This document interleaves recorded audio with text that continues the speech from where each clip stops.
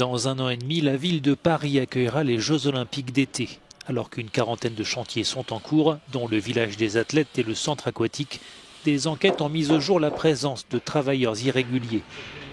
Parmi eux, Moussa, originaire du Mali. Il dit avoir été exploité sur les chantiers de Paris 2024.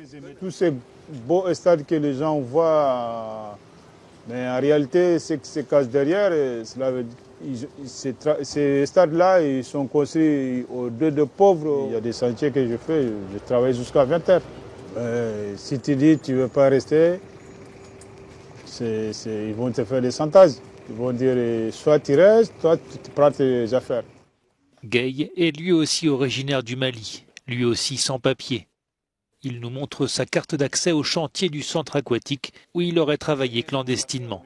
Du coup, ton patron, il savait que tu étais sans papier ou pas? Mais oui. Ça, c'est la piscine. Oui, ça, c'est la À l'instar de son compatriote, il dénonce les mauvais traitements de ses employeurs et les heures non payées. Mais par exemple, tu travailles 2 mois, après ils payent 1 mois. C'est comme ça. Mais j'accepte parce qu'ils connaissent mon situation, moi aussi je connais. Il y a un qui dort là. Depuis la découverte de la présence de travailleurs sans papier, l'inspection du travail multiplie les contrôles sur les chantiers et une enquête judiciaire a été ouverte pour travail dissimulé et emploi d'étrangers sans titre en bande organisée. De son côté, la société Solideo, en charge de livrer les ouvrages olympiques, affirme avoir pris le problème à bras-le-corps.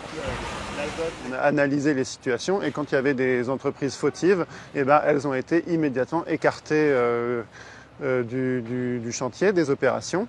Mais on s'est également interrogé sur les actions que nous mettions en œuvre et on a décidé de renforcer les actions de prévention du travail illégal. La présence de travailleurs sans papier sème l'embarras alors que les organisateurs de Paris 2024 espèrent des Jeux exemplaires, loin des polémiques sur les conditions de travail dénoncées lors du mondial de football au Qatar.